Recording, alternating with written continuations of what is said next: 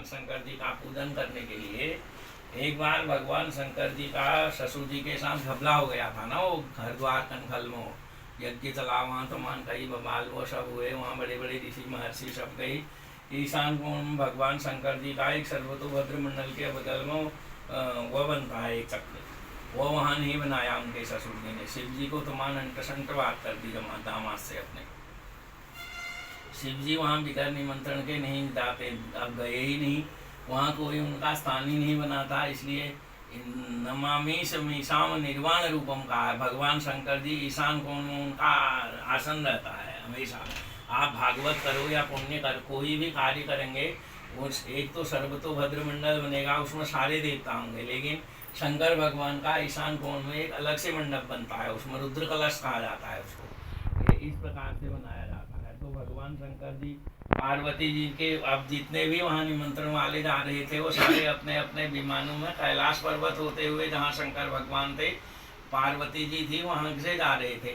वो सब विमान उनके ऊपर से उड़ के कैलाश द्वार को जाने लगे। पार्वती जी से को पता था कि वहाँ यज्ञ हो रहा है मेरे मायके में,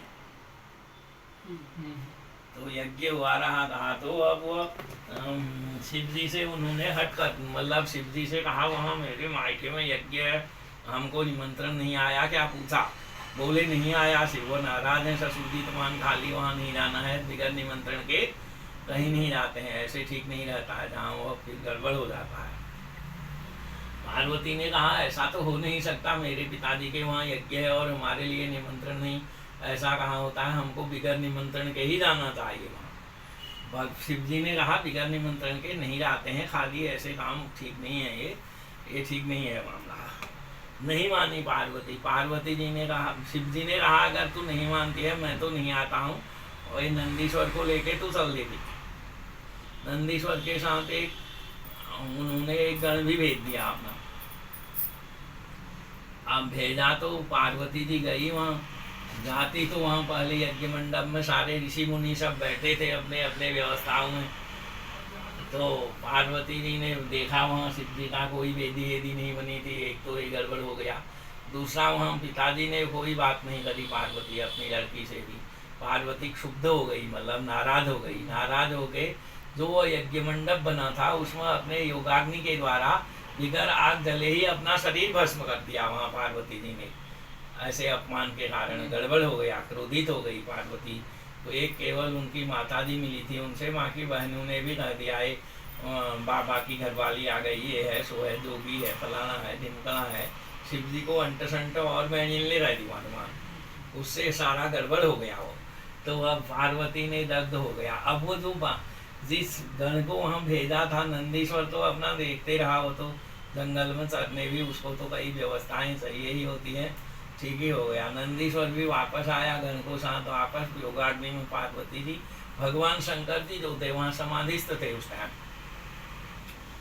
बड़ी वो जो इनको भेजा था उसको जो है वो आया, शिव जी को जगाया वहाँ। नंदीश्वर ने भी करा खतबत वहाँ समाधि तोड़ी बस शिव जी की।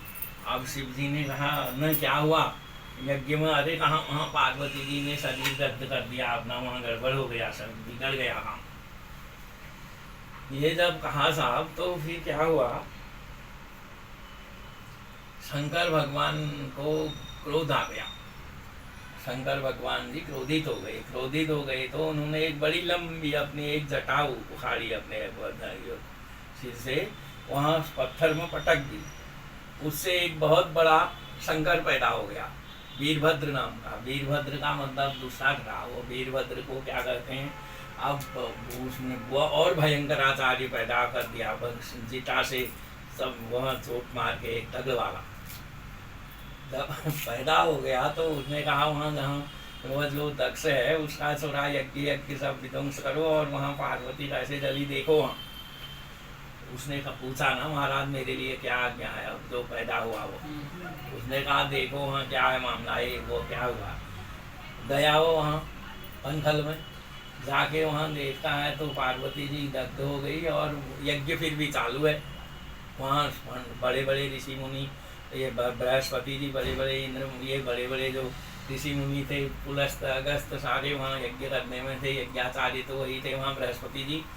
तो वो वीरभद्र वो बाप जो उन्होंने जटा से निकला हुआ शिवगण था, उसने जितने वहाँ पंडित जी लोग थे सबको लठिया लुटू गए इधर उधर, किसी की जो दाढ़ी वाले पंडित जी थे उनकी दाढ़ी आड़ी पकड़ के रगड़ रुगड़ के सब वहाँ उसको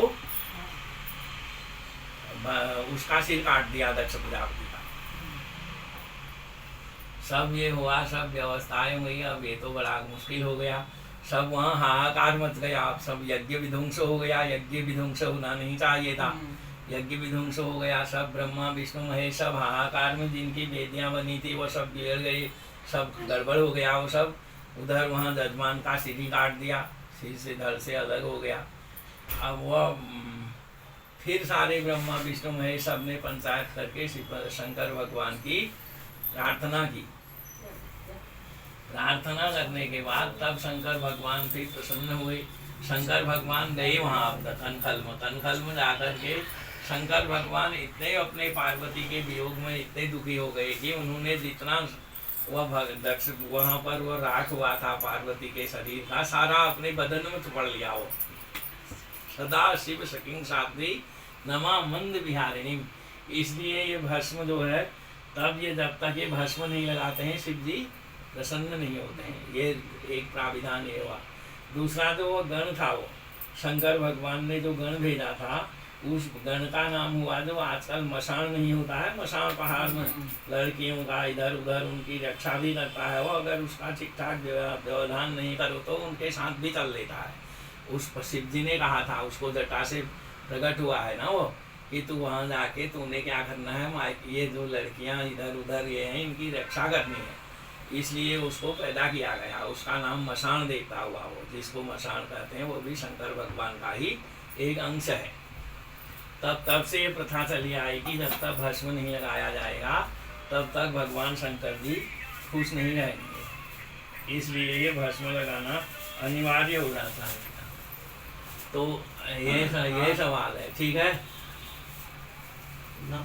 उस विधान से तब शुद्ध स्फटिक, अब ऐसा ध्यान करना है आपने, शुद्ध स्फटिक संकाशम एक वक्र चतुर्भुजा मृगटं गंधरां देवीं वरां सदा सदा शिवस्मिं कानि मामंदि विहारिणीं नमामि मातरं त्वां सर्वाभीष्टप्रदां सदा विभूतिं वन्दितां ब्रह्मणा अतस्त्वां घाष्यं उत्तरीभूतिदा भव।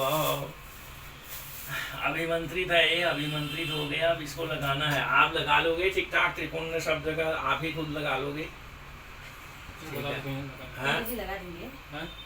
नहीं तो यहाँ पर आओ।